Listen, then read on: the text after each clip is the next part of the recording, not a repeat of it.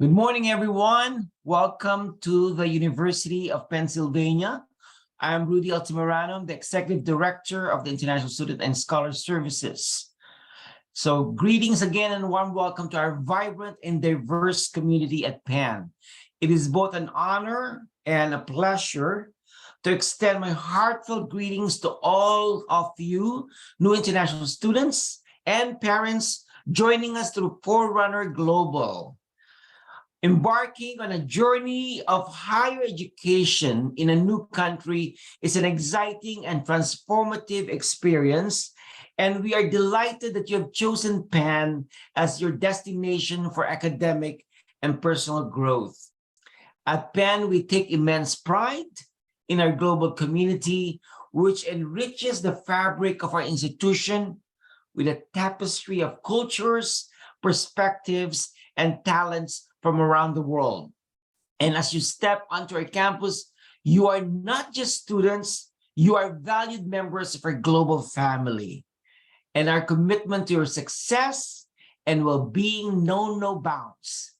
The International Student Scholar Services, also called as ISSS, is dedicated to ensuring that your transition to life at Penn is seamless and filled with opportunities for connection, learning, and exploration.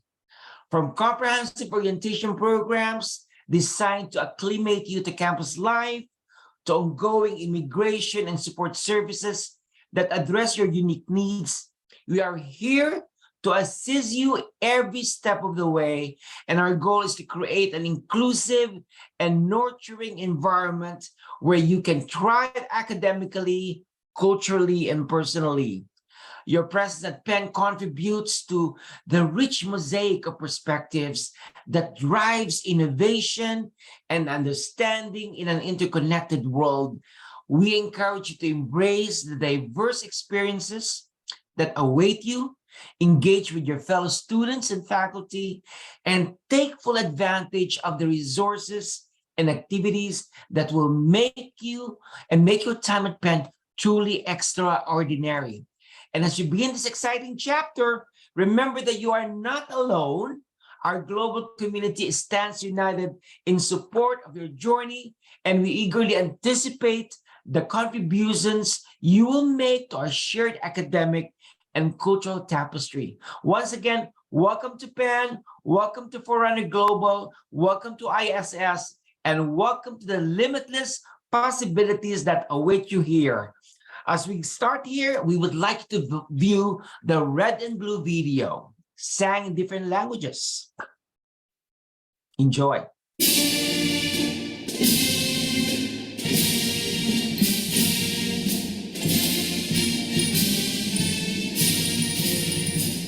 Lasst uns alle zusammenkommen. Vecina a Peru. Taichini Shirhashanin. Pour le rouge royal et bleu. Harvard tem seu vermelho. Moraneiras Ricardo. Magar Pennsylvania Kilie. Akato Aukiru. حلوة حلوة بنسلفانيا mabuhay sa pula at bukal. Hurra! Hurra! Hurra! Sorry about the technical glitch. Hurrah! Hurrah for the red and blue. Thank you so much. And with that, I would like to introduce you to the agenda today. As you can see here, we have a lot of offerings for you. We'll be introducing you to the leadership and the staff who will be present, and the students will be providing an immigration reminders and updates. We will be providing a quick tips for your resources available for you in the university, and we will have fun with our student scenarios with our two wonderful student leaders. And then, of course, we'll have an open Q&A.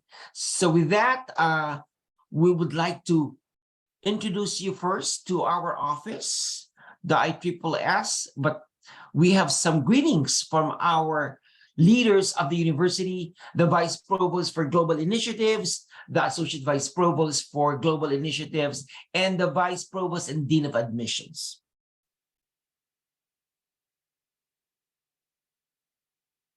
But before we do that, I would like to introduce you to the ISS, as I've said earlier.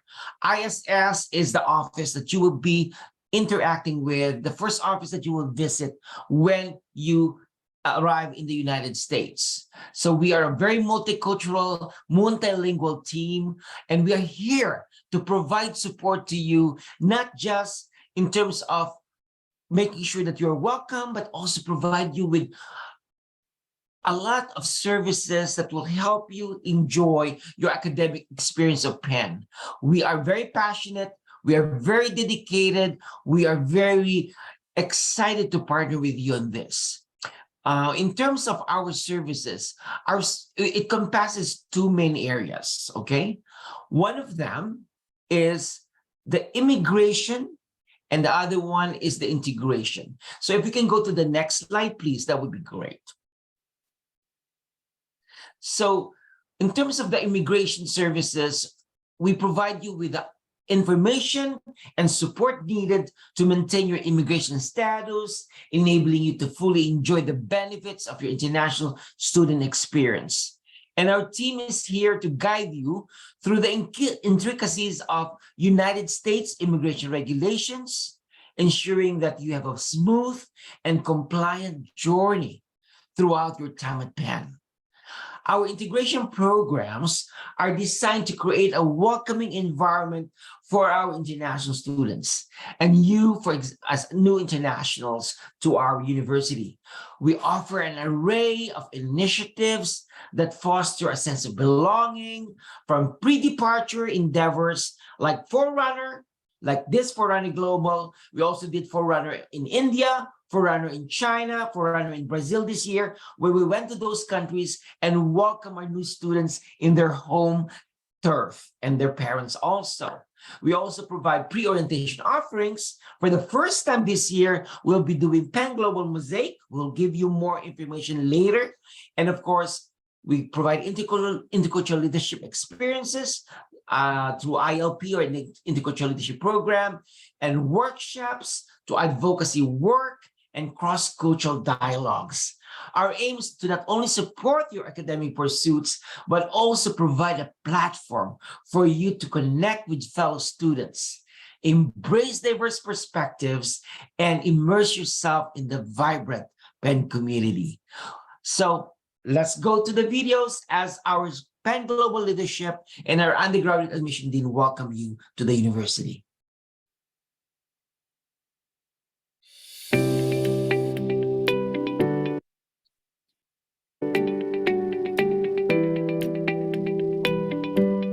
Hello, I'm Ezekiel Emanuel. I'm the Vice Provost of Global Initiatives at the University of Pennsylvania, and I'm here to welcome you to your new college, the University of Pennsylvania. It is a fantastic privilege to have you come and have you start at our great university.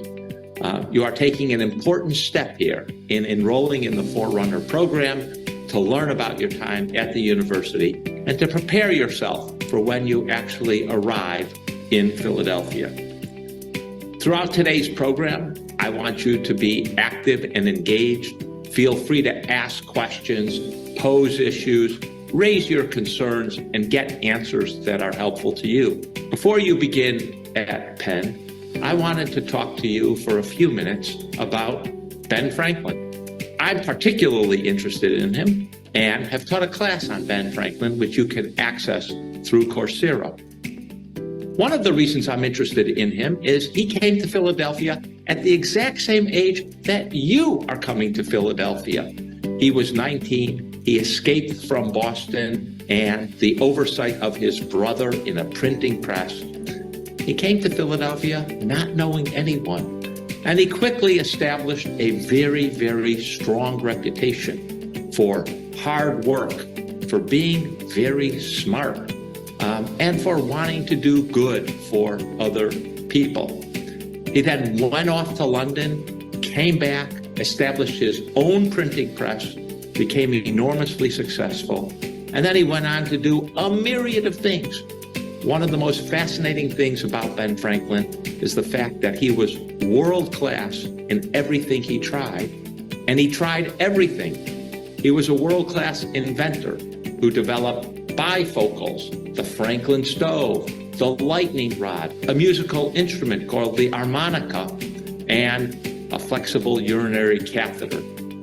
He was a scientist of world-class proportions. He won the equivalent of the Nobel Prize for his theories about electricity. He was a very big civic improver. He created lots of institutions, a fire company, an insurance company, and the University of Pennsylvania. He was also famously a politician in the United States, participating in the Constitutional Convention, as well as a diplomat. Our representative both to London and to France. That's just a small number of the things that Ben Franklin did. But guiding his entire amazing life were three principles. And I think they're important for you as new incoming students to the University of Pennsylvania. Principle number one, he was curious about everything. There was all sorts of items, and he took an interest in trying to understand them, figure out how they work, figure out how they could be harnessed for human good. Second, he was a man who was interested in moral growth. He knew that he made lots of mistakes, but he was committed to improving himself. As a young man, he worked hard to improve his writing and copied passages from other books, put them in his own words. In addition, he kept what I call a moral diary. He outlined 13 virtues, everything from temperance and orderliness to cleanliness and justice and humility, and he evaluated how he did against those metrics. And the last principle by which he lived was the importance of social relations, of having close friends, of being with other people. Almost all his great initiatives, like his civic improvement activities, like the experiments for his scientific advancement, he did with other people. So as you come to the University of Pennsylvania in Philadelphia in August, you should remember the three Franklin principles to guide your life. Maintain your curiosity. Commit yourself to morally growing and to becoming better and better. And commit yourself to friends and friendship. So, it's my distinct pleasure to welcome you to the University of Pennsylvania. I look forward to meeting each of you in August at your arrival here. Welcome, and I hope the subsequent Forerunner program is something that you really enjoy and really helps you make the transition into the University of Pennsylvania.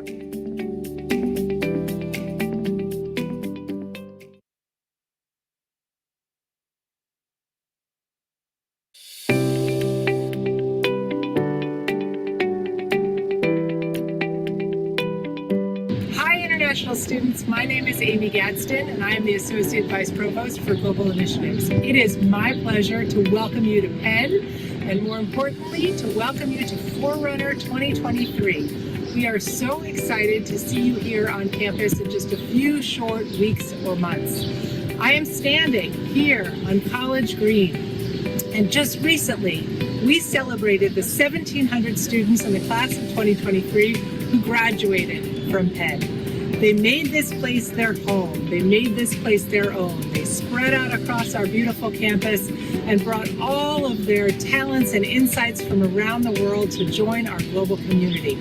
We can't wait for you to do the same. Enjoy Forerunner, ask all your questions, get all your answers, get packing, and we will see you here in just a few short weeks. Enjoy and good luck.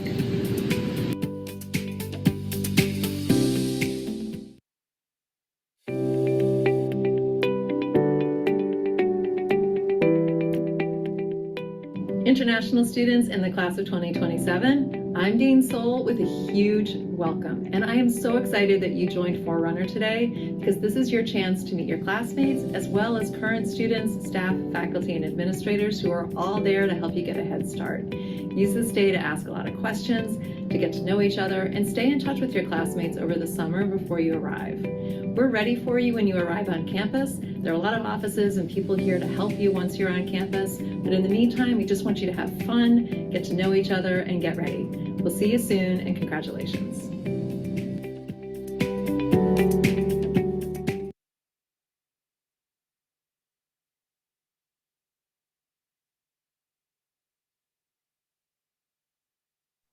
Well, now you met a lot of our student leadership here at Penn and Penn Global.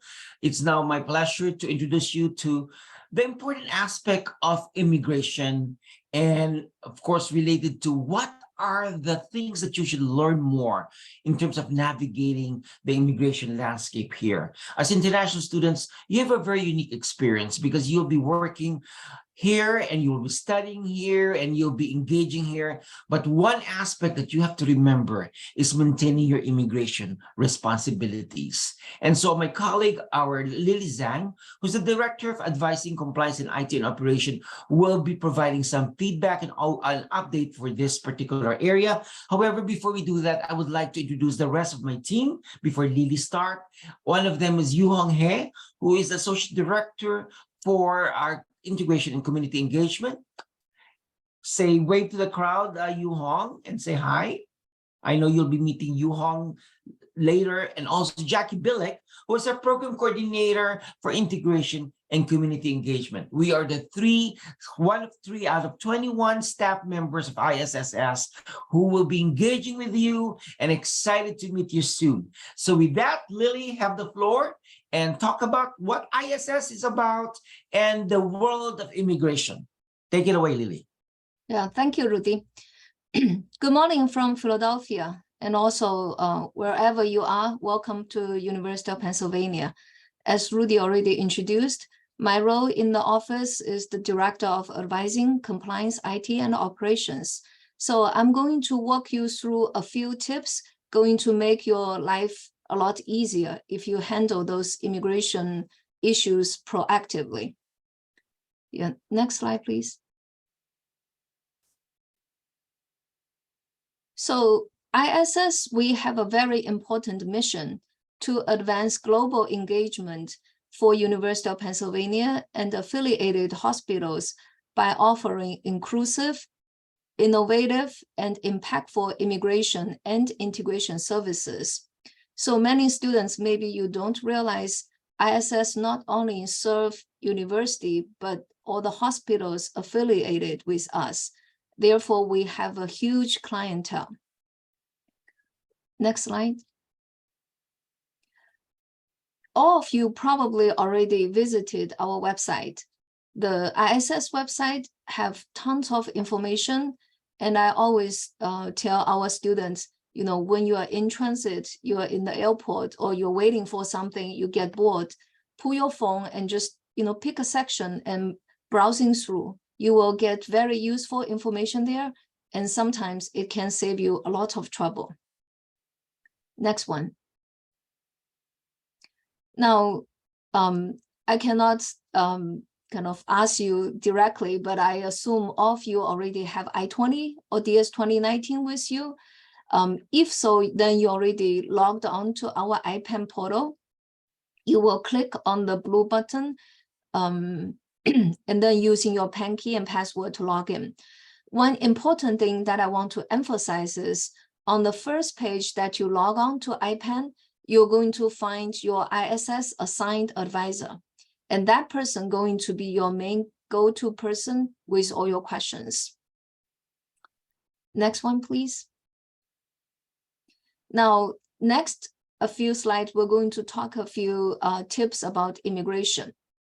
Now, some of you may already had your visa, and you can kind of just keep this in mind for your future visa interview. For those of you still in the process, we want to highlight a few things for you. One is, it is very important you bring all the documents with you. And For those documents, you don't need to give to the visa officer all at once. You can label them clearly and only provide necessary information when it is requested. In your conversation with the visa officer, you can avoid certain technical terms, especially if your major is very unique, and also trying to use less jargon or abbreviation, because sometimes that can get the visa officer confused. It is very important that you can articulate what you will be doing in US, and also what you telling to the visa officer needs to match what's on your I-20. Sometimes students have some plan in their mind and they have an I-20 with one major, but when they talk to the visa officer, they alluded to another major.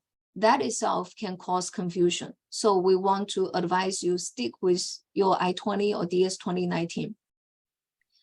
And also in your conversation, in particular, the tone that you should make it natural. Just be yourself. Don't be over enthusiastic or overconfident, because that can come across as, arrogant or indifferent. Now, we know it's a big deal to book a visa interview appointment. We always advise students trying to do early morning appointment when it is available, because in the morning people are fresh and the crowds are smaller. It might help your interaction with the visa officer. Next slide.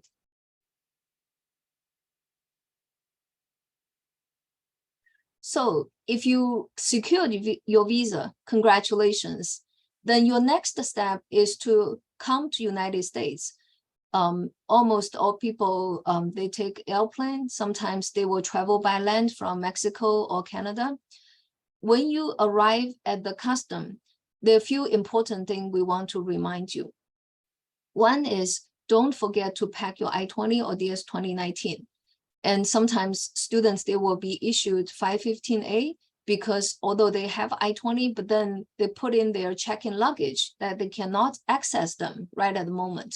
So please make sure those documents, I-20, DS 2019, your passport, it needs to be with you all the time that you can easily reach them.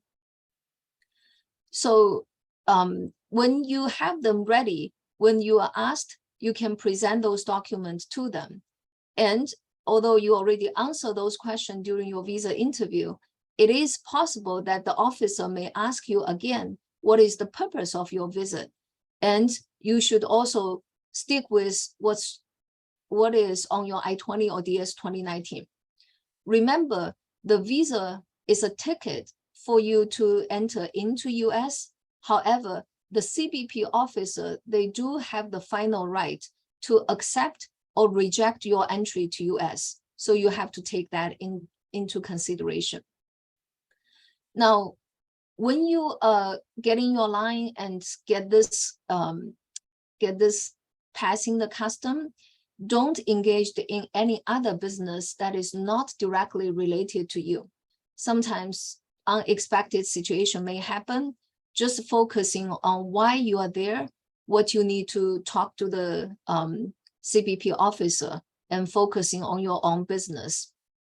And in your conversation with the officer, make sure you take your time, speak slowly and clearly.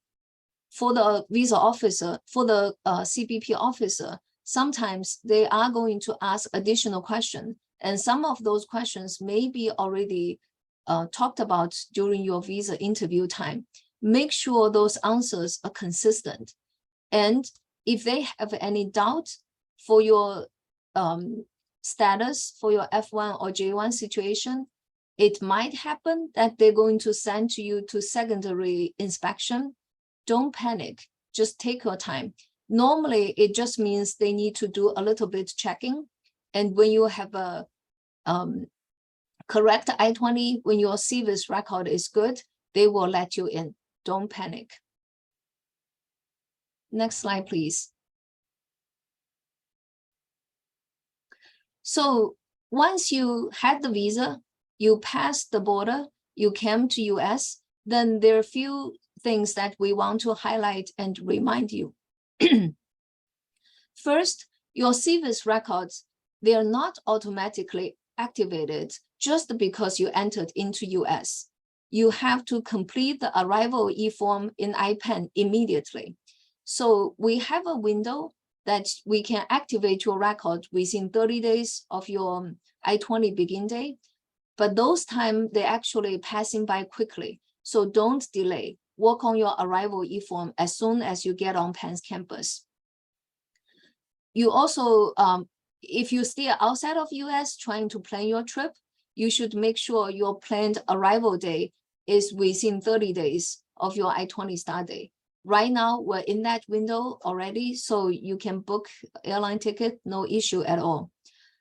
After you arrive, it is important for you to check your I-94 record, because that record is going to be officially indicating you have entered into US with a particular status. If you use I-20, you're going to get a F1 status. If you use DS-2019, you're going to get a J1 status. Also, for the duration, the time that you can stay in US, you should check on your I-94. It has D/S, that stands for duration of status, which is super, super important, because for your I-20 itself, it has a program end date. However, with duration of status, it will allow ISS to extend or shorten your I-20 date to match your academic study. Next, we want to emphasize that always read emails from ISS and check our website for timely immigration update. For those I-20s that we have talked about, ISS issued already, you can see those important details that you should have it probably memorized. One is your program end date. Make sure of that, because if you're going to stay here longer than that, you need to have a conversation with ISS, and your ISS assigned advisor that you can find from the IPEN portal can be your first go-to person and main contact at ISS. Now, once you are in US, the other important thing that you have to remember to maintain your F1 or J1 status is you have to be a full-time student. The reason that we issue the document for you is you have an academic objective. You want to here to study either for your bachelor, master, PhD degree, whatever that objective is. And you have to carry full-time course load in order to achieve that academic goal. In addition to that, many students have that idea in mind that they want to get internship, they want to get work experience in US. One thing that we have to emphasize and you have to always remember is you cannot take any employment without proper authorization, because that itself can immediately put a stop on your immigration status. And if you get into that situation, it for sure will interrupt your academic study. So please check with your ISS advisor if you have any questions about employment. Before you take any employment, you should make sure you have been properly authorized. So with that, I actually going to turn the floor to my colleague Yu Hong, have her talk about the integration related activities for you. Thank you, everyone. Thank you, Lily. So as Dr. Altamirano mentioned, that ISSS provides two main services to our international community. And so besides immigration, we also trying to create a welcoming and inclusive environment for all of our international community members. So we organize a series of events from before you come to Penn and while you're staying at Penn, and even after you graduate from Penn, to help you to remain connected to Penn community, but also help you with your transition and help you with your academic success, and also ensure your whole well-being during your stay at Penn. So there are some upcoming events for our international students. One of the events is the Welcome Picnic for international undergraduate students that will take place on Monday, August 21st, which is also the move-in day for all international students. So if you are an undergraduate international student, you should have already received an email from us and to ask you to sign up for the event. During the picnic, you will get to meet other international undergraduate peers and some upperclassmen, and that's a wonderful opportunity for you to start creating a network, that can become a very important social support for you during your time at Penn and even beyond that. So in addition to that, all international students are welcome to also attend the Adapt to Penn Today workshops that will take place both on Monday and Tuesday afternoons. And these are the workshops that will be presented by various of resource centers and touching on the topics of public safety, your academic resources, career, job search, as well as a number of other topics such as wellness and insurance and so on and so forth. So these are all the workshops that really would help equip you with the kind of information and knowledge that you need to, in order to help you to get a good start, get a head start for your journey at Penn. So you will also be getting emails and also newsletters about those workshops for you to asking you to sign up for them. So for all of the undergraduate international students, you will also be asked to attend a welcome or information section by ISSS staff on August 23rd, Wednesday afternoon from 1 to 4 o'clock. And this is a mandatory section for all international undergraduate students. It's very important for you to make sure that you mark it on your calendar and to show up for this section where you will get to meet all of the ISSS staff, including your advisors. You will also be hearing about the important immigration information that you should, you need to be aware of.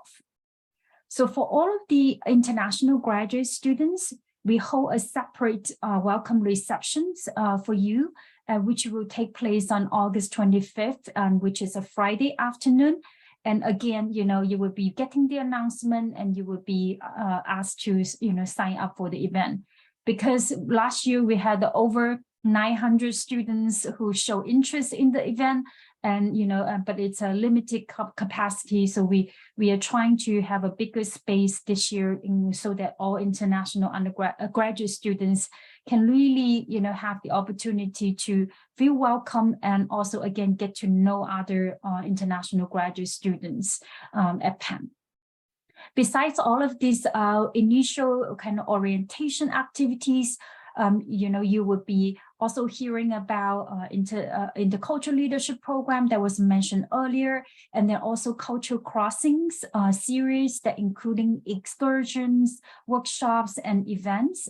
So be on the lookout for our ISSS newsletter, which is called the Global Quaker, and also follow us on our Instagram and check our website. Those are the 3 platforms that you can really stay updated with what's coming out, from the ISSS and also the Penn Global division.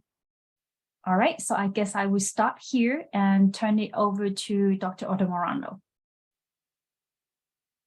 Well, thank you, Yu Hong, and thank you, Lily, for your wonderful information sharing here. Again, you can look here that we have a website, the ISS website. If you can follow us there so that you can see the resources available for you. And also, we also have a Facebook. We have the iPen login page, and of course, the Instagram. Follow all of this because your journey as international students will not be complete if you are not aware of what's happening in the university. Be engaged, be connected, be well informed. That is what we want for you to do so that you succeed as international students. So make sure there's, make sure that you ask us questions also. The next part of this session is discovering Penn resources. And for this particular segment of the presentation, we'll be focusing on three areas: safety and also housing. Number two is finance. And number three is wellness. Three key points, three key areas that we would like you to be aware of.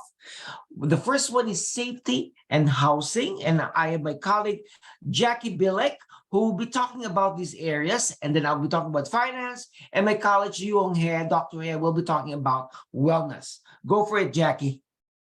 Thank you, Dr. Rudy, and good morning, everyone. Again, my name is Jackie Billick, and I work on the integration team at ISSS. It's wonderful to be with you all this morning.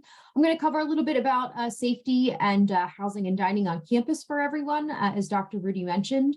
This is just a basic overview, just kind of some of our resources here. So Rudy and I recently have been doing intercultural training for Penn Public Safety. So we've, gotten to know a lot about public safety at Penn. And I'm happy to report that Penn has one of the best police forces in the United States, really on its campus, serving its students. So I'm just going to go over some quick safety tips. Penn is located in Philadelphia, Pennsylvania, which is a large major US city. So a lot of these safety tips you all will know from living in any major city in the world or visiting any major city. So when you're here and on campus and in the surrounding areas, it's best practice to do things like only carry the necessary cards and documents that you need with you, and keep everything else like your passport and things that you don't need at the time at home. Good idea to lock your doors and lock anything, your apartment, and even if you're just leaving for a little bit, it's just a good practice to do that. It's best also to just hold your boundaries with strangers on the street. People may approach you. Again, it's just a large city with a lot of different people. So you may be approached by strangers. So if you're uncomfortable or you don't feel like it's a good situation, please just be, feel free to step away and honor your own boundaries. We'll go a little bit into this in a couple slides, but scams are unfortunately a prevalent issue with international students and domestic students, but in particular international students. There are some issues of scams of people misrepresenting themselves as either U.S. immigration officials or legal officials from their home countries. Like I said, we'll explain a little bit more in depth about this because it has been a current problem, but just be aware that U.S. authorities will never contact you by phone or email demanding money or anything else in exchange. Again, we'll cover this a little bit more in detail later, but just do be aware particularly of that point. And when you're generally just walking around campus, it's best to stick to well-lit areas and to stick to familiar areas that you know. Philadelphia is an amazing city. I've lived here for over 15 years. It's a wonderful, diverse, beautiful place to live. But again, it is a major city. And it's best that when you enter a new major city to just stick to the areas that you know, especially when it's dark or you're unfamiliar. But I do still encourage you to slowly get to know the city so you get more comfortable. And then finally, just keep track of your belongings. Don't sort of leave things laying around, don't leave your bag at the library, leave things on the bus seats. It's best to just keep your personal effects with you because unfortunately it can be, you can't guarantee that they'll be there if you do leave them for extended periods of time. So this is a really important phone number that I just would like to take a pause and ask all of you to either put this in your phone right now or take a picture, take a screenshot of this slide. This is the Penn Public Safety emergency number. And I want to stress to you all that this is the number that if you are having an emergency at Penn or in Philadelphia, call this number first. You may have heard that the U.S. Has an emergency service number of 911, and that is true. But in this instance, Penn's services for Penn students are immediately responsive and are really the best people to call if you find yourself in any emergency situation.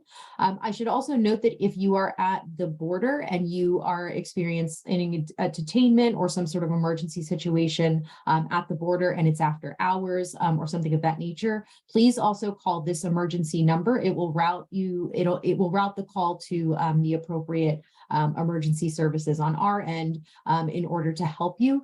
But when you're on campus, and again, even in the greater Philadelphia area, put this number into your phone and consider this your #1 emergency services number for in case anything goes wrong. Most of you will never have to use this number, but in case you do have an emergency, I just do want to stress that it's best to have this number very accessible and ready to call.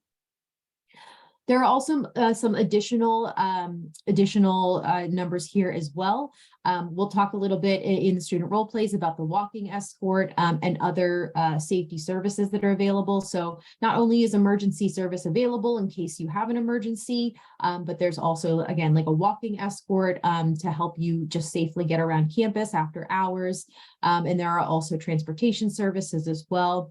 And then you also have the ability to sign up for campus alerts. So that will keep you alert of anything, any police activity or emergencies that are happening in the area. Which again, Penn is an urban campus in the middle of a city and a residential area. So there are things that happen around the campus. Happy to report that crime on campus is almost non-existent, but we are in the larger Philadelphia community and campus flows in and out of the city.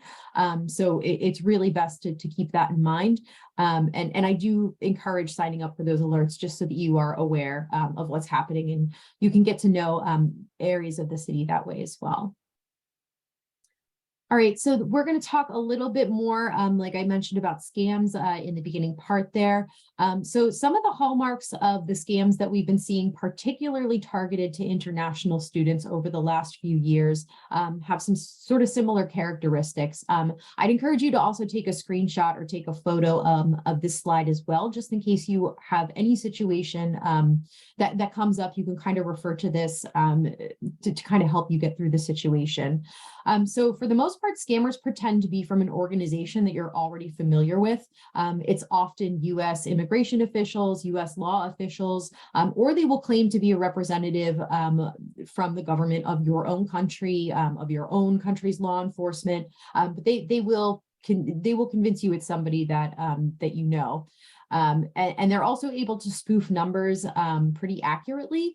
It's pretty easy to have something come up as the IRS, Chinese Ministry of Public Security, or the FBI. They can spoof numbers. So again, even if you get a phone call and it says that, please be aware it's very easy to fake that, and that doesn't necessarily mean it's going to be from that caller. Scammers will often tell you that there's an immediate prize or an immediate problem that you need to solve, but that it will be very urgent.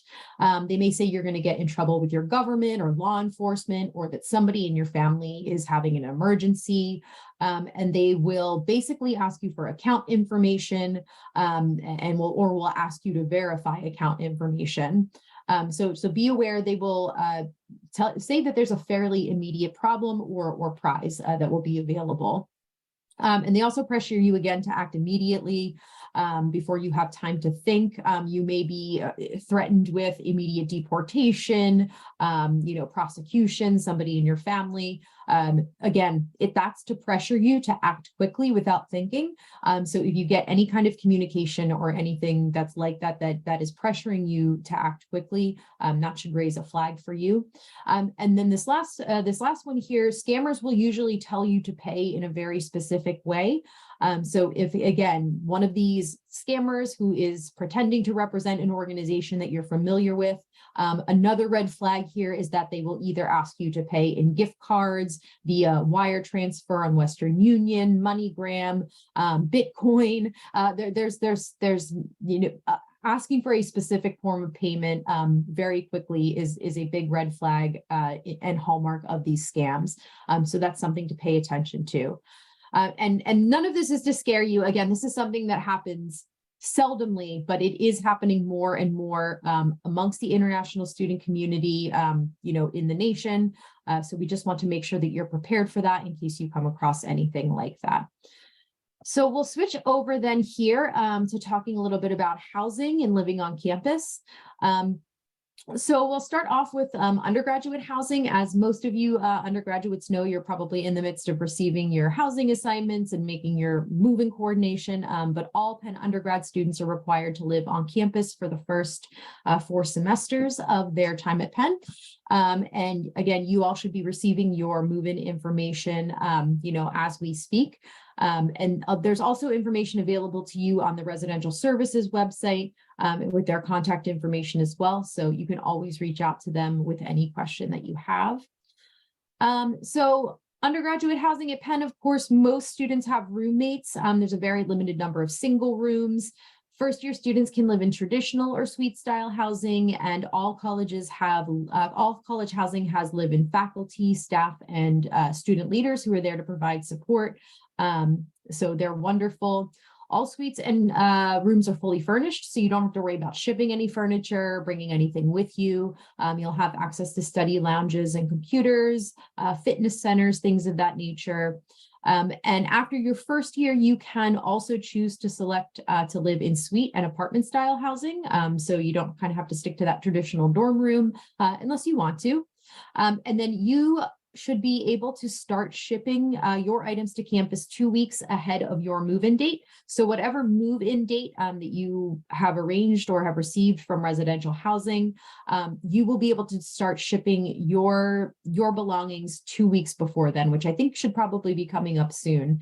And again, mailing information will be sent out during the summer, so you all should be in the midst of getting that information. All right, and the college houses also offer in-house activities and events. They have program communities, student leadership opportunities. There's a dedicated IT support team there for you all. And all the dining halls, most of the dining halls are located in the college houses as well. And it's again, all the perks of living in the heart of Penn's campus and in the heart of West Philadelphia. Again, great city of Philadelphia. And Penn requires first and second year undergrads to enroll in a dining plan. Again, for all those campus locations, there's about 16 across campus. I've tried many of them and I think that they're all great. There's a lot of retail dining as well. Penn also makes a big effort to recognize diverse holidays, as it says here, like Diwali, Lunar New Year, Ramadan, and Passover, and like to honor that with their menus in the different dining locations. So that's always very good. And then we'll switch gears a little bit and talk about graduate living at Penn. Again, I know that most of you all, whether you're undergrad or graduates at this point, are probably either finalizing or have already made your arrangements as far as housing go. But for graduate students, just generally, they mostly live off campus in the neighborhoods surrounding Penn. Off-campus services is a small but mighty office that provides resources and information to help members of the Penn community find off-campus housing. They're really great for having a database of renters of landlords that they've already vetted for renters in advance. They know, landlords that are good to work with international students, and they're mostly very helpful for helping you read and understand a U.S. lease from a landlord. They'll be able to tell you if there's anything that is a red flag or that you should just discuss further with your landlord. They'll be very helpful in that department. They can also just help you sort of suggest neighborhoods to live in and give you that list there to access those vetted landlords. As a graduate student, you will not need a USA run credit report to rent housing with most landlords. Again, in the US, every landlord there are certain rules and laws they have to follow, but each landlord could request slightly different things. But for the most part, you won't need a credit report. And please feel free to always ask questions when you're renting. Again, I want to shout out off-campus living there. They will help you review any lease that you may want to sign. And also I would say undergrads pay attention to this too, because plenty of undergraduates, like to live off campus and have that experience later in their undergrad. So off-campus housing would be very helpful for you as you get to know more of the community, think about where you might want to live. And again, they offer that service to review the leases, which is very helpful. Graduate students living off campus, like I said, there's a lot of beautiful neighborhoods with a lot of great stuff going on. all around campus, a lot of great options. And of course, the on-campus facilities like the gyms and the libraries and the study rooms will still be available to you even as you live off campus. So you can keep that in mind when you are looking for a place to live, that you'll also be able to access and use all of the on-campus amenities and facilities. And then if you want to go ahead and just take a photo of those links down there of Penn off-campus housing services, go ahead and save those. They usually will have housing fairs regularly. I think their last one was just July 20th. So they probably won't have another one until about October. But they're a great office to follow if you are really interested and ready to start looking for some off-campus housing. And again, we just pause again to say, please beware of scams. Housing is another area where these scams sometimes occur. And most, again, housing, I know you all have either secured or in the process of finalizing, but you should never sign a lease or wire money or rent, anything deposits until you're absolutely certain that this is a legitimate enterprise. And off-campus services, again, their database is the best place to look for apartments and the best place to send your questions and any of your lease information that you need to be reviewed. All right, and just again, quickly, as far as dining goes, as a graduate student, you have access to, the ability to buy a dining plan. If you're living off campus, it's of course not required. But it is extremely convenient if you find yourself spending a lot of time on campus for your program. So you are also able to purchase that, and you'll have access to, again, all 16 dining halls and the retail dining, just like the undergraduate dining plans offer. They're available to graduate students as well. Some more links here, just for some of the areas that I mentioned, as far as residential services go for on-campus housing, off-campus services here as well, contact information, as well as Penn Dining. So I just gave a brief overview, but those folks are going to be the experts in all of these. So if you have questions about what the dining plans offer, how much they cost, moving on campus, off campus, they're going to be your best resource. So you can go ahead and take a snapshot there. All right, and I will now turn it back over to Dr. Rudy, who will talk a little bit about finances and financial aid and things of that nature at Penn. Take it away, Dr. Rudy. Thank you, Jackie. Very, very important information, especially scamming, that we are very, very intent and serious about that. We don't want to scare you, but students, no matter how much we remind, we're scammed. And it's not just $15, it's not $1,000. It's the latest was $450,000. And I hope you are aware of that, even though students are aware. Sometimes, please feel free, before you act, call our office. Don't do anything drastic. Don't be pressured by those. And I take this very seriously. Okay, finances at Penn. Let's talk about finances at Penn, which is a very critical aspect of what you're doing. What we're talking about here is the total cost of attending Penn, undergraduates and graduate students. For the total cost of attending Penn, of course, it includes tuition, fees, housing, dining, books, supplies, of transportation. Make sure that that's embedded in your cost and your personal expenses. Sometimes you want to travel, you want to go to other places in the United States, which would be exciting for you, but make sure that that is embedded in your estimated costs.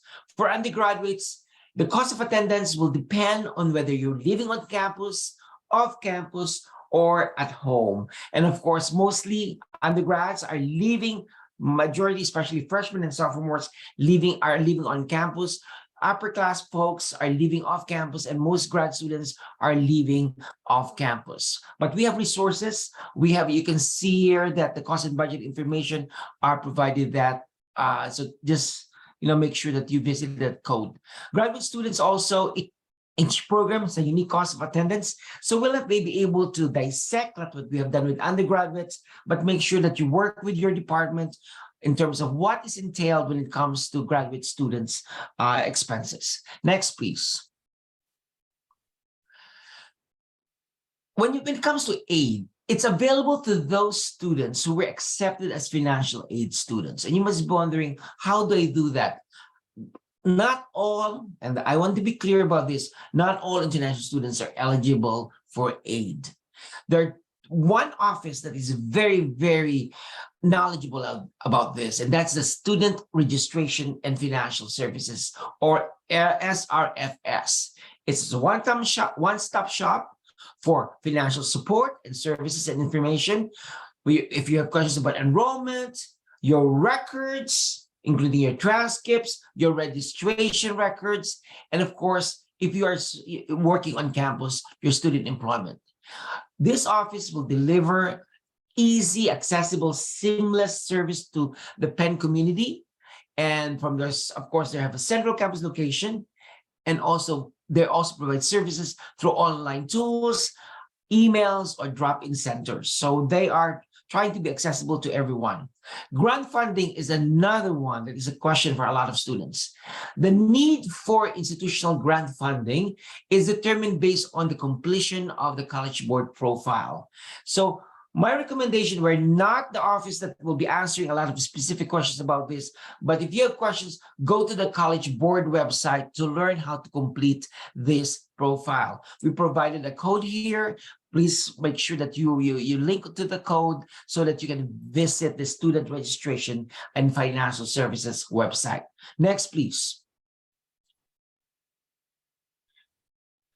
Undergraduate financial aid. We have a need-aware, not a need-blind, a need-aware admissions policy here at Penn. And financial aid in the form of grants, scholarships is also available to undergraduates who have demonstrated a need financially. So our recommendation is, if you feel that you are those and you feel like you're qualified or you have questions about this, we are encouraging you to meet again with a financial aid counselor at SRFS. They're there to help you. They're there to assist you and to provide you and navigate the intricacies of financial support. When you arrive on campus, we are recommending that you visit the Student Service Center on the first floor of the Franklin building. When you enter the glass doors, you can easily just go straight and turn right. They have a very nice office, very easy to access. Again, make sure that you visit them first if you have questions, or email them prior to your departure to the United States. Next, please. Graduate student financial aid, of course, very different from the undergraduate students. At the graduate level, each of the graduate and professional schools, we have 12 schools, they offer program-specific financial aid and counseling on federal and private loans.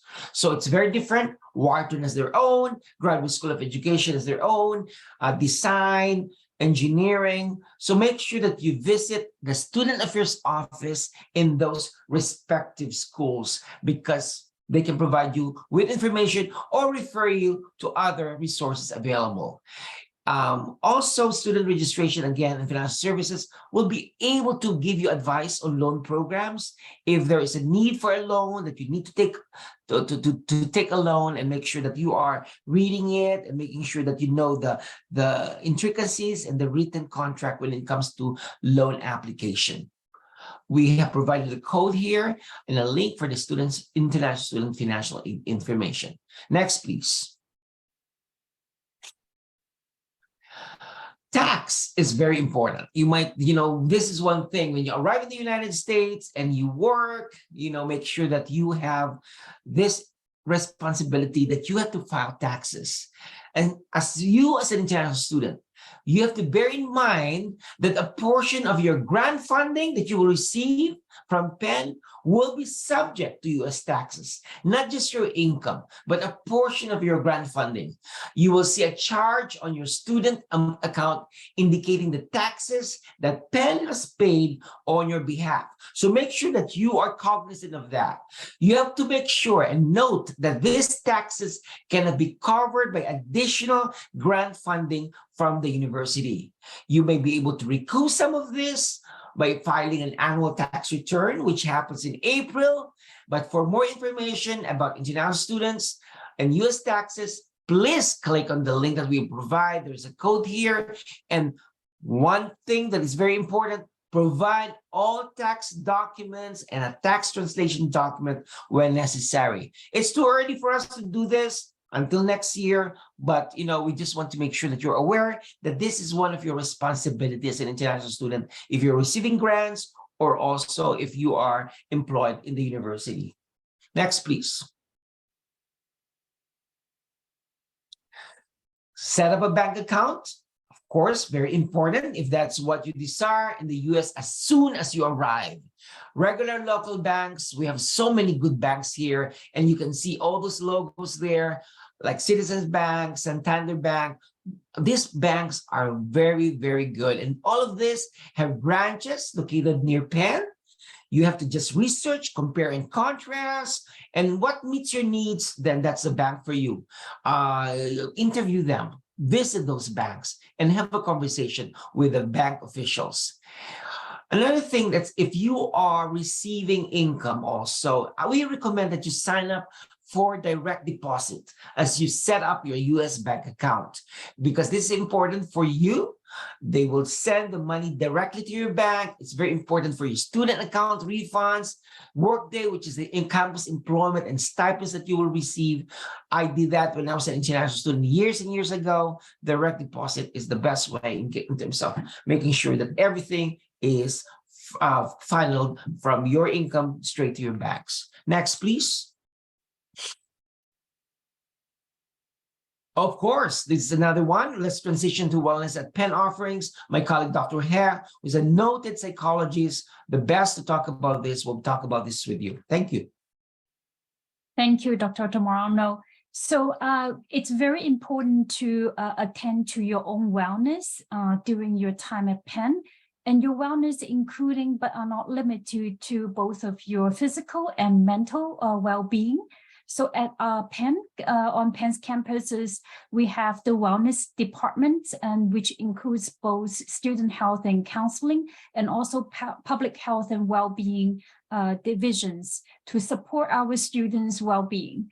So students can you have already paid for your the fees to cover the services provided to you from student health and counseling, which means then you can go to see nurses and doctors at the student health, and then also you can receive a free counseling, both individual, group counseling, psychiatric services from the student counseling section.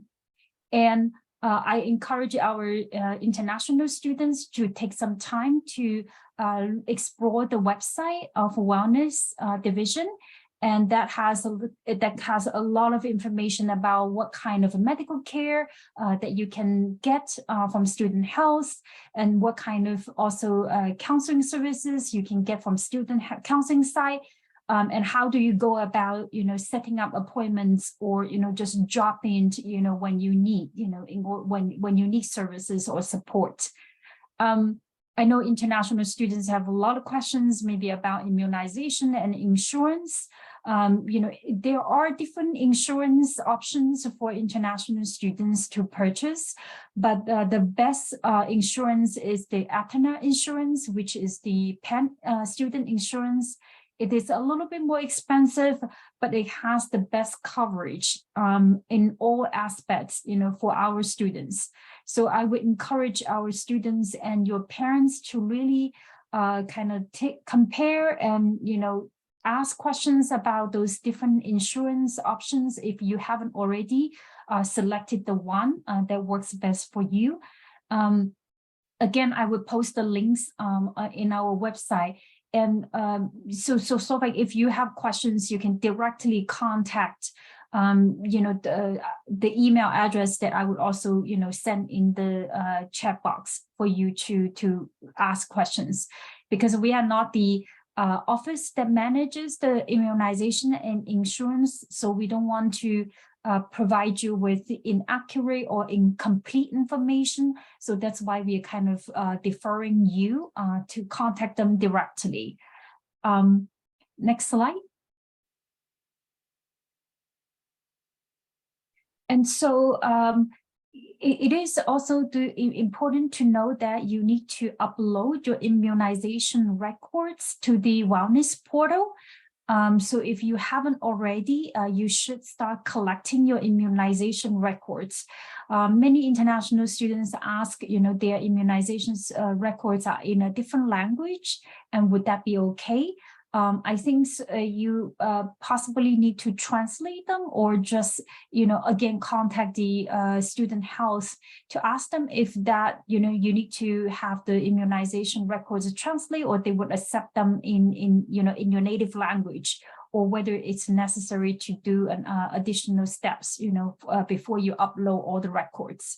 Again, I think the email address that I would drop in the chat box, it was very clearly indicate that you should not, submit your records to those email address. Records should be only submitted through the portal. Again, all international students or all students need to have a student insurance plan, but you do have options to purchase, different ones. You also need to fill out all the required health forms, again, on their portal. I would, drop the links to you in a minute. Another important reminder about the medical and counseling services, they are available to you 24/7, whether you're on Penn's campus or outside, the Pennsylvania state. When there is a need, you can always call them. Their 24/7 number. Sometimes, especially students are in a crisis, or in an urgent kind of more mental health or physical health situation, they are really the first support that you should contact. And even though at times maybe they are not unable to directly address your concern, they always can direct you to the right support or the right people that can help you. So be again familiar with their numbers, and how do you call them, and also the steps to access them. One of the important things to help us, a student's kind of overall well-being, is to have a support system. And your support system includes, ISSS office, your parents, and, your professors, and also friends, from back home, and also new friends you make at Penn.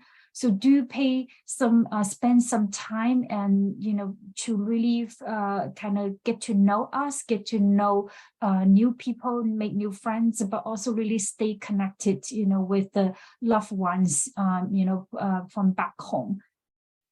All right, next slide.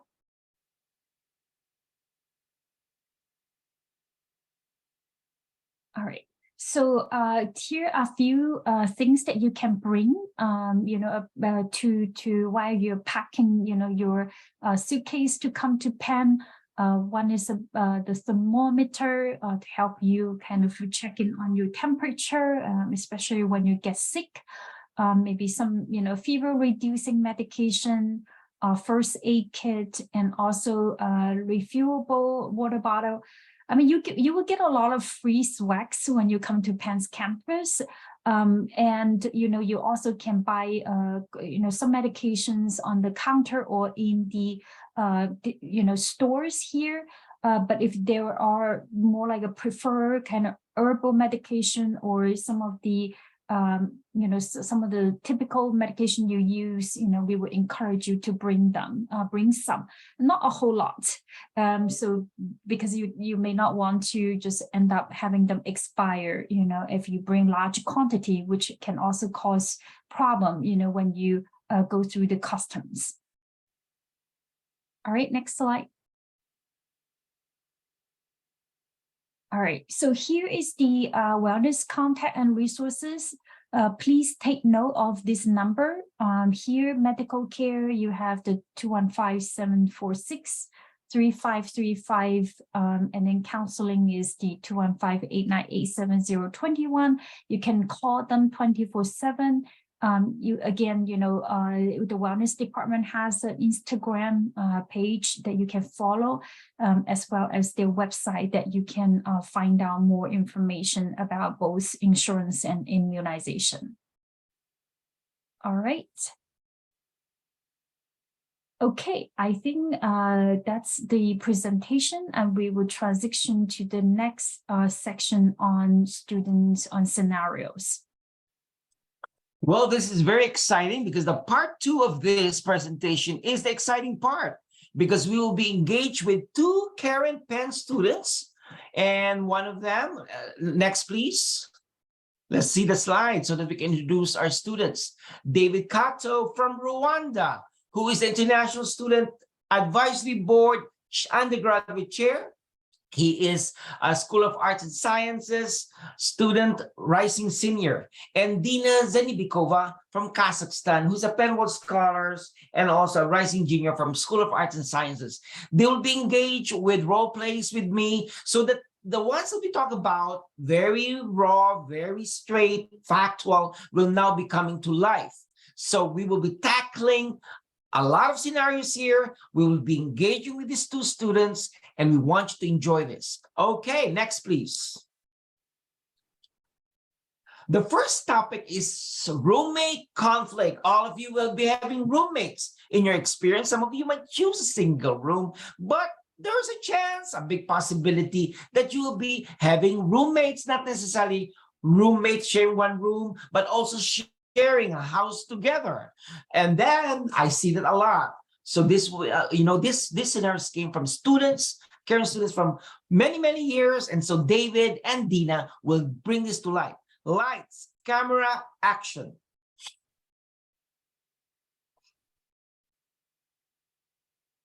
Dang, can you have some milk? Wait, what happened to my milk? Hi, Diana. Hello. How are you doing today? I'm good, thank you. How are you? I'm okay. But it's just that I was looking in the fridge earlier and I realized half of my milk was gone, and I'm not sure how that made me feel. So I just wanted to talk about that with you. Oh, sure. Yeah. I'm sorry that made you feel some type of way. And I just wasn't sure if we were sharing the stuff in the fridge or not. So I'm glad you brought it up. And I'm down to buy another milk for your use to compensate for the stuff that I drink already. I mean, it's fine. Maybe we can just like talk about it and just decide how we want to share things moving forward. But I'm fine with you having some of my milk every now and then. Okay, thank you so much. Hmm? Of course, this is a very perfect case scenario where your roommate is very open to communicate, but that can also not be the case. In those situations, you can just come up and talk to your other roommates and maybe negotiate together how you can solve this scenario. And also, just so you know, your RA, who's a residential assistant on your floor, is another resource for you to use. They're usually trained in these things and how to help create a better community for you all and just help you manage any conflict that you may have. So just another resource for you all to know about among the very many other resources. Okay, let's bring Dina and David to the camera here before we go to the next scenario. I just want to make sure, David and Dina, because I know you talk about that a little bit, but how can you be proactive in avoiding roommate conflicts like that, or house roommates, housemates like that? What are the 3 points or what words of wisdom that you can share? Because I've observed the challenges in roommate scenarios where there's conflict, but aside from what you just shared, if you have to share one piece of advice to manage roommate difficulties, what will it be? Let's start with you, Dina. Sure. Thank you so much for sharing our video. And I would say the number one thing is just communicating with your roommates and not being afraid of having like uncomfortable conversations, because I know very often, like especially with international students, we want to be comfortable for other people and maybe sometimes like not talk about to avoid conflict. But later on, that's gonna like build up to the point where you won't be able to keep up with that. So I would always like recommend to talking openly about like if you don't like something, and there's always a place to negotiate everything. So yeah. Communication. Okay, how about you, David? I think setting expectations very early on is very important. What I know, one of the things I did with my roommates very early on as we started rooming together was sit and say, okay, how do we want to like split buying things? If we're gonna buy like, I don't know, a giant bag of rice or something and then share it, or if everybody's just gonna buy their own thing and then, you know, kind of figure out how to, you know, everyone has their own particular like resources, even though it feels like everyone's buying the same thing, but they all have their own individual things, and figure out what works for you. For me, I think what worked was like just agreeing to just buy one thing and share it. Just made more sense buying bulk in that way for us, but whatever works for you, just set expectations very early That's on. great. And then Wonderful. So again, remember, new students, communication, direct, clear, you know, don't wait until the problem festers. And number two is setting expectations. Very good advice. Okay, let's go to the next scenario played by other students in previous years.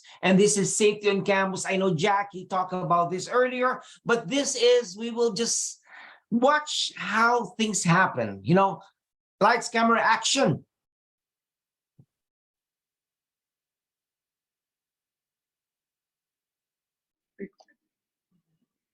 Oh my God, it's past midnight. I've been studying all day and I'm so tired. I really need to get back home, but it's so dark outside and I live past 40th Street. I don't feel safe walking alone. Can someone help me? Hey Daria, this is a pen escort service. Don't worry about walking home late at night at all. We are here to help you, pick you up from anywhere on campus, and we can take you to your home anywhere, 365 days, 24 hours, as long as you're near, within 43rd Street. And you just need to call us on the phone, or even if you see any one of us on the street, you can just ask us to help you, and we are there to help you. Feel safe.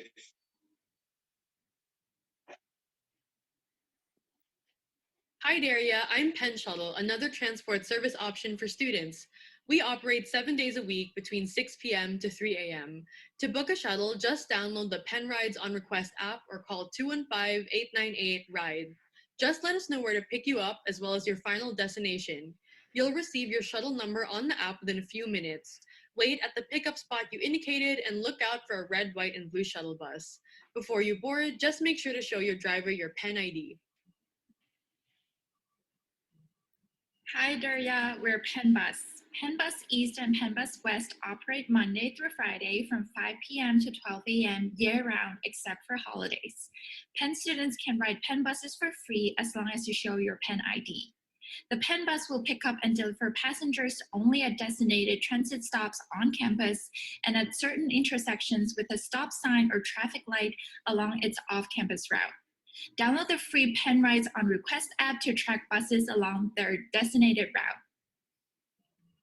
Okay, I don't think we need to explain this. Jack has provided a lot of important information earlier, but avail of these services. You are paying for this. Safety is very important for you. Take care of yourself. Sometimes you'll be late studying in the library. Make sure you avail of all the services that is provided here. We believe they're important, and I know my daughters who are studied at Penn use them. Number three is communicating with professors. This will be a live role play, and it will be Dina, David, and myself. I'll be the professor. Dina and David will be moms and son. So with lights, camera, action, and now turning off my camera. I think we need to feature Jack. If you don't mind featuring, highlight those who are only role playing. Great. I can't believe I have this long paper I've been working on for 2 weeks, but still have a few more days. I can pull this off. Let's see. Introduction. Okay. See, makes sense. Oh, there's so much work. Can't believe. Oh wait, Mom? Hi, Mom. Hello, David. How are you? Oh, I'm okay. I'm just a little overwhelmed. I have this paper I've been working on for 2 weeks, and I feel like I have like 7 more days, but the deadline's in 3 days. But I'm just still working hard, and we'll see if I can do this. Okay, I'm very proud of you. But I'm calling you to let you know that your grandfather right now is feeling really sick, and really? we're right now being with us. So we'd appreciate if you could come over home over the weekend, if that's fine. Oh, I'm sorry to hear he's not feeling well. Okay, I will think about it. I'll let you know. I would really want to be there though, but I'll maybe try reaching out to my professor. We'll see. I'll talk to you soon. Sure, have a good one. No, what am I gonna do? I can't wait of my Hello? professor, but maybe I'll just go Yes. see him. Who is this? Hello? Oh, hello, Professor. Thank you for agreeing to talk to me today. So do you remember the assignment that you assigned us a few weeks ago that's due in a few days? Yeah. Did you finish it? Did you submit it? No, not really. So something came up, but I am still, I guess what I'm trying to say is if you would be okay with it, I would maybe ask for an extension. Well, Something, David, you know, it's if I give you an extension, every student will ask for an extension, right? I want to be fair. There's about 150 of you in my class. that is true. It's just that there's something, I guess you're right, maybe. But Okay. I'm sorry to bother you, Professor. No problem. Okay. Thank you. So I just want to see that paper submitted. Okay. Bye. Bye-bye. All right. Okay. Let's debrief that. It didn't work, as you can see. What was missing when David was talking to me? The grandfather is sick. He needs to complete the work. But David, how would you do this differently? How would you? Let's show this. Let's do it again. Okay. Take two. Action. Hello? Hello, Professor. How are you today? Yeah. What's up? So my grandfather is sick and Oh, I'm sorry to hear. my parents are afraid that I may not have long to say goodbye because we just don't know. Oh, And see. I know you assigned this assignment, writing assignment, a couple of weeks ago. I've been trying to make some good progress on it. The deadline is in 3 days, but I'm afraid I would really want to say goodbye to my granddad. I was wondering if it was okay for me to maybe get an extension and try to work on it a little bit of after I come back, but just for my emotional and mental well-being. What is home for you, David? What is home to you? Where are you from? I am from Rwanda. Oh, so you have a long trip, huh? Yeah, sadly would have to make it a quick one, but it is quite Oh, I'm fun. sorry to hear this. Oh, definitely. Why don't you email me so that I can be reminded, because I have 150 students. Email me about this so you can remind me who you are, and then we'll talk about it. Okay. Thank you for letting me know. Okay. Thank Bye-bye. you so much, Professor. Bye-bye. Bye. Okay, David, let me talk to you. What was effective in that? The part two, the number two. What worked and what didn't work in the first one? I think students sometimes fail to kind of think that professors are there to help them and help them succeed in the ways that they need. So in the first scenario, I was not being too direct in kind of communicating my need. And just, I think it was also under the assumption that, oh, maybe the professor will not think that it's a big deal or it's something important to me, that taking care of your emotional and mental being, even though it's not necessarily you're sick and you can't do work and you're in the hospital, but it's something else that's important for you and that affects your academic health overall. So in the second scenario, I think it was just being direct, communicating, coming to the professor with knowing he has tons of things to think about, so being direct with your approach, but also knowing that they care about your well-being, emotional, mental, academic, and all those things, play a factor into your own kind of health as a student. That's very good, David, because what happened there is you were also very respectful. You're very clear. You're not demanding, and you explain your side of the story. Professors will understand, but be very clear about your communication and follow up. This professor, fortunately, asked David to write a follow-up email. However, if this professor did not do that, I would recommend that you write a follow-up email, because sometimes there are so many students, so many classes that they teach, they will not remember who they're talking to, okay? Dina, quickly, briefly, any additional feedback on this interactions here? Yeah, I think coming to college, very often students are more scared of their professors, like as opposed to having teachers in high school, just because there's bigger lectures, there are way more students. So you might feel more scared to approach your professor. But most of the time, you need to remember that professors are also people, and they love talking to their students. And I personally build really good connections with my professors to the point where I can openly like communicate with what's happening, and usually they're very understanding. So thank you so much, David and Dina. Okay, let's go to the other scenario, which is immigration. Very important for your lives. So listen, watch very carefully.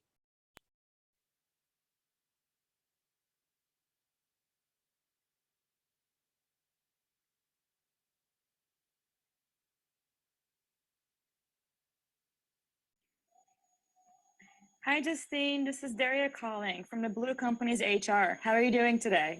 Hi, Daria. I'm doing good. How are you? We're good. We're good. We're really excited because I'm calling on behalf of your application, and I'm so excited to tell you that you're accepted. And we're looking so forward to having you over here. Oh my gosh. Thank you, Daria. I'm so excited. When can I start?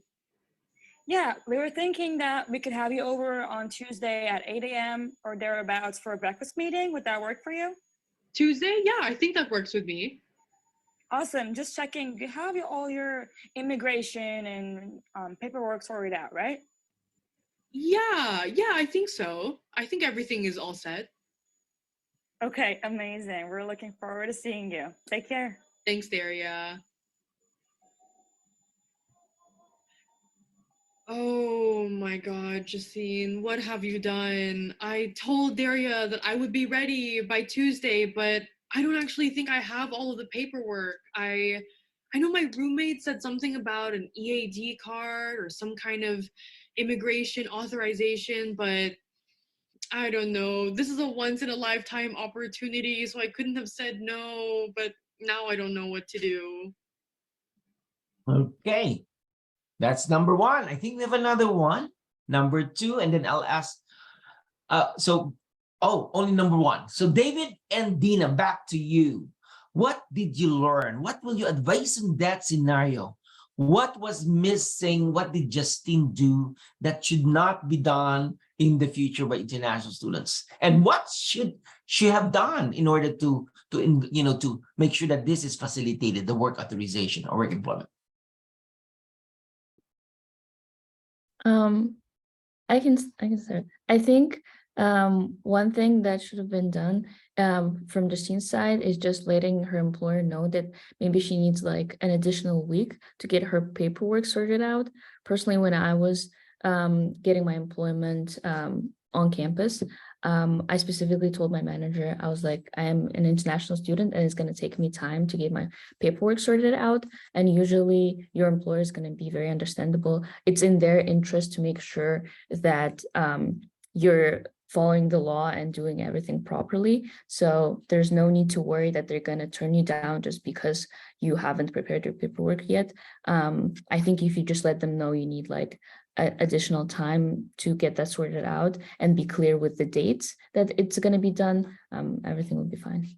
Okay, I will clarify that, Dina, because sometimes that won't happen. It cannot be turned around in a week, especially an optional practical training after you graduate. That cannot, so we cannot promise an employer that I will be able to work in a week. So that is a big, big, big important information that I want to share.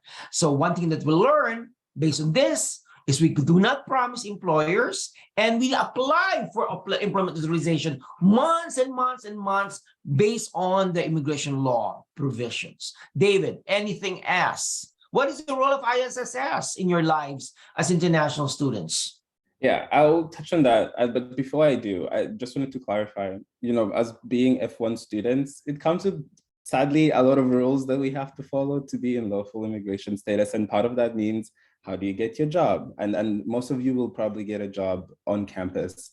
As F1 students, we're allowed to work on campus for about 20 hours during the week, right? I mean, but not all jobs count as on campus jobs. And so sometimes you're like, oh, what job is this? So for in this scenario, it was the Penn Red and Blue Call Center. It sounds like it's affiliated to Penn, right? So it should be a non-campus job, but it's not. So some of those things you may need to get clarification on. And going to Rudy's question, you know, the ISSS office is the one-stop center for every question in your life as an international student that you may have related to immigration, to jobs. And if they don't have the answer, they'll probably redirect you to someone else on campus who does. So if you have questions, especially as it relates to, oh, can I do this job? Because you know, whatever employment you get, if you don't have proper authorization, kind of puts your immigration status in a not interesting position. So yeah. Yes, very good. So David and Rina, always, if you're in doubt, do not promise. Number two, talk to ISS first. Ask ISS first. We are your office. We are your home away from home. Make sure that you engage with us. Make sure that you do not forget about us. You will be navigating your life at Penn more smoothly if ISS is part of your life. Do not ignore our emails. Do not ignore our announcements. Engage in social media. Follow us in Facebook. Follow us in Instagram. You will not regret by not engaging with us.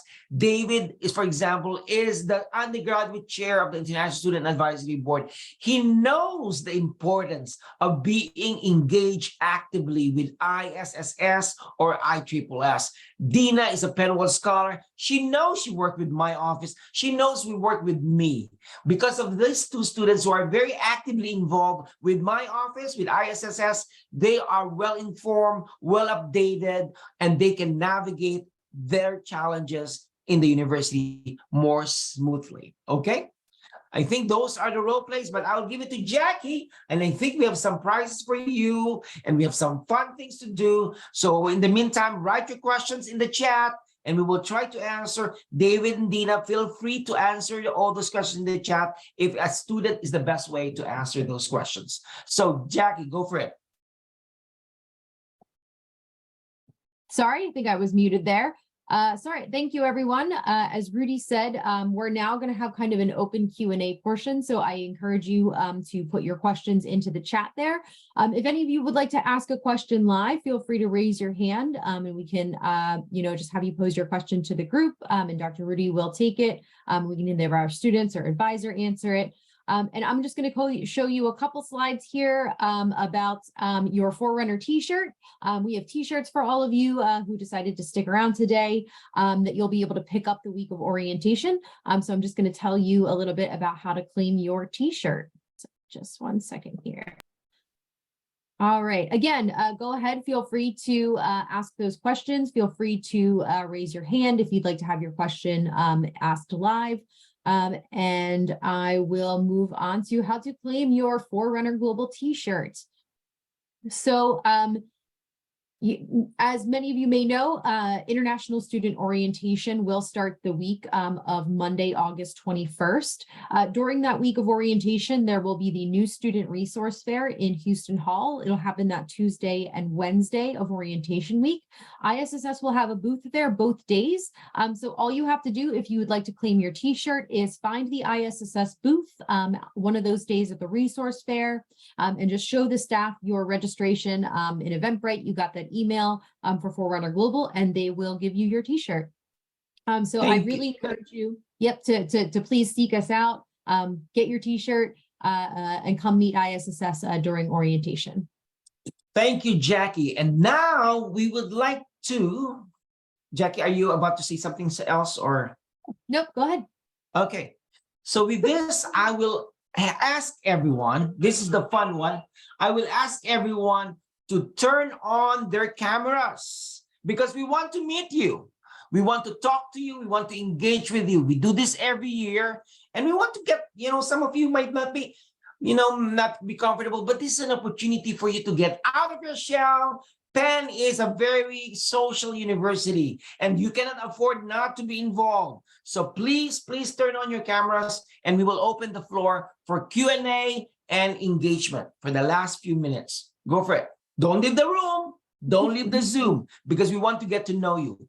A successful Penn student is involved, is engaged, and is not afraid to ask questions. Okay, let's turn on the cameras, please. So Jackie, Dr. are we- I think that in the webinar format here, they may not be able to announce on their cameras, but if you want to raise your hand and Yes, introduce please. yourself or ask a question, then we can definitely enable you to speak. It looks like we have all right, just one second. Bernard Abaca Raisin. Okay, let's see, Bernard. Okay. One second. So- All right. Go ahead, So- Bernard. Bernard, go for it. Go, Yeah. you. Ask your question, Bernard. Yes, please.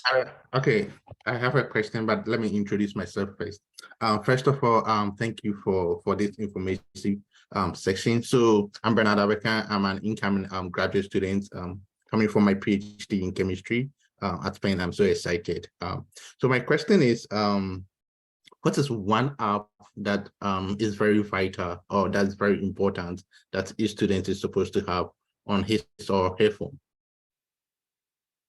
Where are you from, Bernard, again? Where are you from? I'm originally from Ghana. From Ghana. And your question is what again? Can you mind repeating it? App. Oh, important app that you Yeah. can have. So On your David and Dina, why don't you respond to this great question here? Did you hear from the question of Bernard? Yes.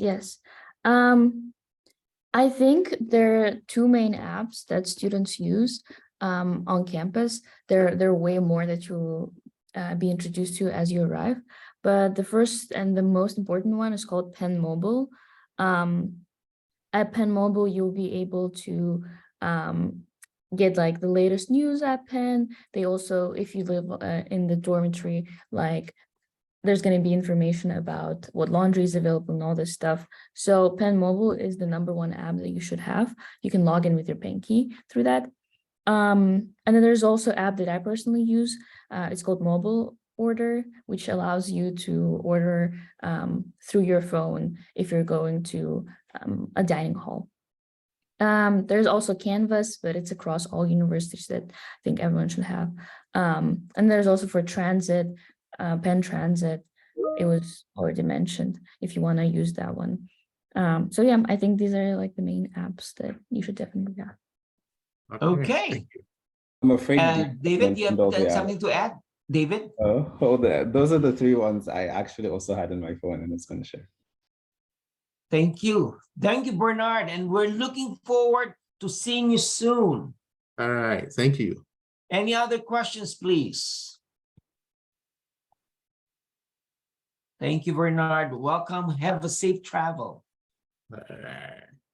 Any other questions? Sato Keita. Sato Keita, is it Sato first name or Keita is your first name? No, Keita is my first name. Hi, Keita. How are you? Introduce who you are, where you're coming from, and what you will be doing at Penn. Oh, I'm from Japan, and I'm gonna be enrolled in the arts and science, and I'm planning to study about economics mainly. And my question is about the financing at Penn or the banking. And I now personally get the online bill about the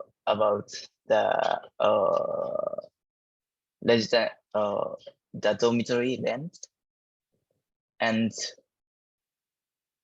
I only have the banking account at Japan and do not have an US bank account. So can I only just pay the bill through the credit card? Very good question. We will ask our students, but we will also ask our colleagues who are in the room. We're also joined by Donna Steinfeld, our associate director, and Jeremy Spohr. He's not Donna Steinfeld. His name is Jeremy Spohr, who is our senior assistant director. So Okay, anyone? It's a free for all. Go for it. Answer the question. Sato is asking, can I just use my credit card from Japan, or do I need to open a bank account in the United States to pay my bills? Just take over if you turn off. Yeah. Dina? From what I Yeah. know, if you go to PenPay, you'll be able to pay with your debit or credit card. Because I was able to pay for the tuition that I was supposed to pay using a card from Kazakhstan, and it used perfectly fine. Just make sure you have enough money on it. And there's also going to be a fee around like $100 and $150 usually for using that service, but you should be fine with using your local debit or credit card from what I know. Okay. Anyone to add? Thank you, Dina.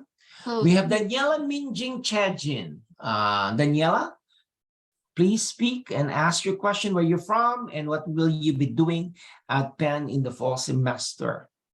So hi, my name is Daniela, and so basically my parents are from China, but I'm currently living in Mexico, and I'll be studying. I'll be under the Vahelos MLS program, studying biochemistry. Well, that's my plan.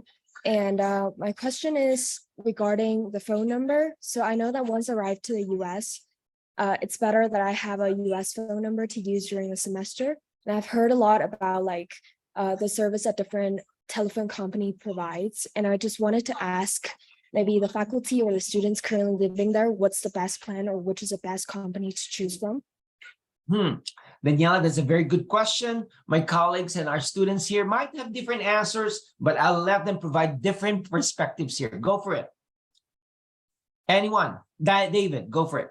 So yeah, there's a host of options to choose from with varying kind of like services. So it depends on like how much, I don't know, data or whatever the package, data plus text plus call, and it differs from company to company.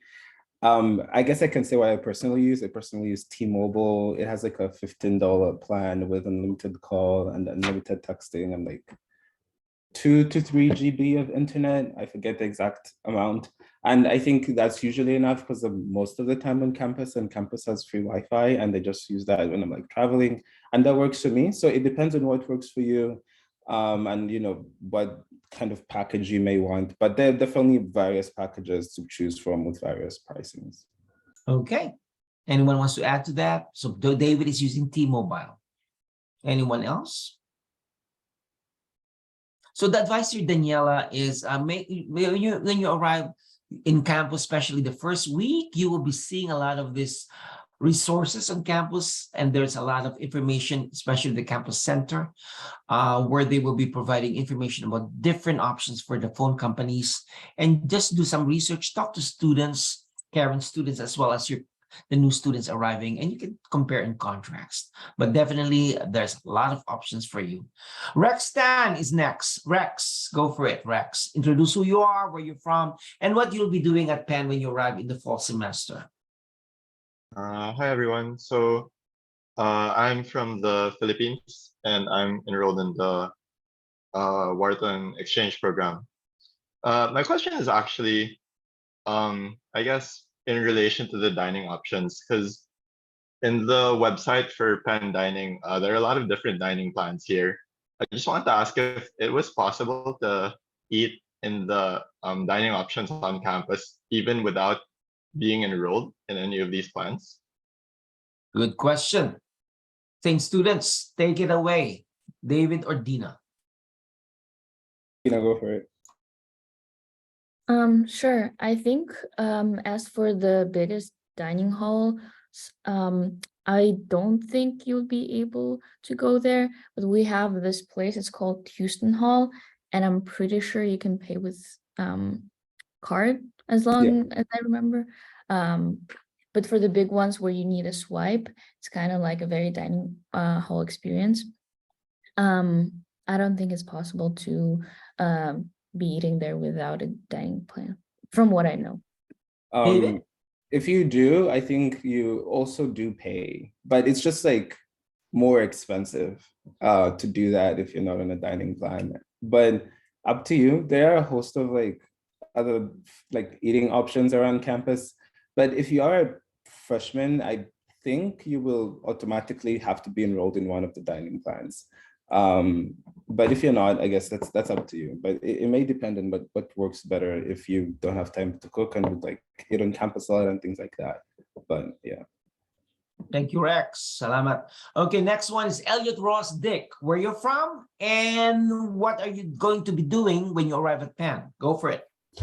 Good morning, everybody. I'm Elliot Rustic. I'm from Trinidad and Tobago. I'll be coming into Penn as an undergraduate and in the College of Arts and Sciences.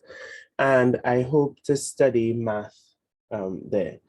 My question is regarding the job applications because part of my scholarship is work study. So I looked on the thing on the platform, the portal for job applications, and I wanted some advice on crafting your resume. Is it better to put all your experience on your resume or on your cover letter, or is it better to curate it depending on what your job is, whether you're doing research or front desk work or that kind of stuff? Okay, who wants to take that question from Elliot?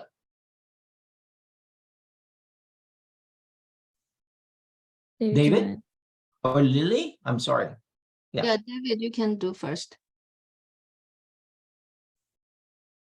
So yeah, in terms of crafting a resume and cover letter, there's some tips on the SFRS website. It also has like cover letter and resume templates. I may have missed a little bit of the first question, but from what I heard, yes, I think it's better to kind of tailor it to the job because it kind of makes you a more competitive candidate. And they see that you're like not copy pasting like your cover to like very many employers and it's like not specific. So to the degrees that you can do that, that would be great. And obviously, if you're a freshman, you're not expected to have all these things you've done from college to do in your resume. So definitely listing all the things you did in high school and like stuff that you're interested in on your resume would definitely suffice. I can't remember if I missed part of your question, but hopefully someone else will catch it. Thank you. Lily, you want to address another part of the question? Well, so Elliot, for college work study, basically they allocated funds aside, but in order for the funds to be dispersed, you do need to have a job. And as David had mentioned, it is advisable for you to customize your resume and cover letter to apply for those jobs. And typically for each individual division or department, they're going to make their own hiring decision based on their review of your application, and some of them have interview process. So if they feel you are the right person to do the job, they're going to give you an offer letter. With that information, all the international students can contact ISS to apply for Social Security number. That is a very important step for you to kind of have for future employment and also receiving money from Penn because there is tax implication. So I just want to point it out to say, once you have the job, don't stop there. With the job offer, apply for Social Security number right away with ISS help. Thank you, Lily. Okay, we have two. I can take two more questions. One is the second to the last is Adwait Agashe. Is it Adwait Agashe? Where you're from and what will you be doing at Penn in the fall semester? Go for it. Hi, I am Adwait Agashe from India, and I will be joining Penn as a master's student in computer and information sciences. My question was that I would be arriving at Penn on the 22nd of August, and I believe that I am missing out on a few orientation events. And I was wondering where I could find all the information that was covered in the orientation events that take place on 21st and 22nd. Thank you, Adwait. Very valid question. Yu Hong, can you mind responding to that question, please? He'll be missing some parts of orientation. How can he catch up? What can we provide as support? Yeah. Yes, I think so. One strategy I would recommend is that you talk to other international students who are able to attend those events, just to kind of get some information from them on what are some of the key points that they obtain, they retain from attending those workshops. And I think that is a strategy that would also allow you to get to know other international students by just, initiating a conversation like that and asking questions from, to them. The other way is to come to other international student and scholar services events. We don't just do orientation workshops. We will continue to provide other workshops and events and, throughout the school year.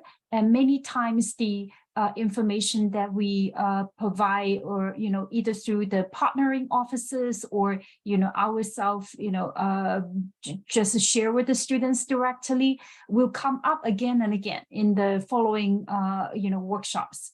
And so I would suggest that if you are unable to make it to the orientation activities, come to other ISSS events. We will have events that will allow students to visit ISSS office directly, but we will also have events organized at the Parallel House. And during those events, you again will get to meet with us, and then also meet with other students as well as campus partners. Yeah. Thank you, Yu-Hong. Yes, a lot of opportunities abound throughout the whole year. Yes, thank you. I think I don't have any more hands raised, but before I end, I would like you to watch this nice video where we're coming from to give you a warm welcome from our office. Okay, so let's watch, and I'll do a little bit of the closing and make some announcements for tomorrow. Jackie, let's go for the video for the...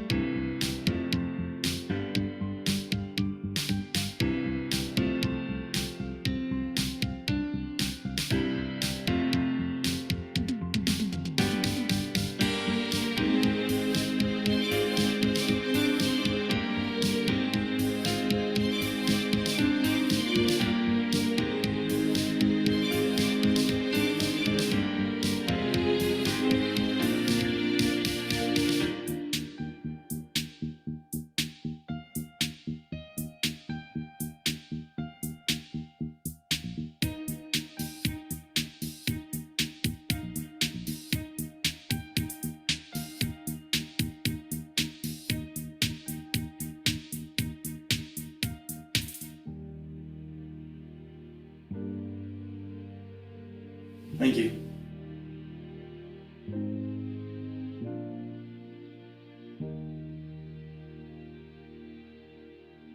From all of us at Penn Global and the International Student and Scholar Services, we are excited to be there for you every step of the way. Thank you. Every step of the way, we will be with you starting today. Tomorrow is day 2. You'll be meeting with more students. You can ask a lot more questions, and then you will be talking to faculty. It's nice to start, getting to know faculty. What are they thinking? What are their expectations? So we will see you tomorrow. With this, I would like to thank our student panelists, David Kato and Dina Zenibikova, my colleagues, Jackie Billick, Yong He, Lily Jiang, Donna Steinfeld, and Jeremy Spoor. See you tomorrow, same time, and also the same Zoom link. Thank you, and please reach out to us and be engaged.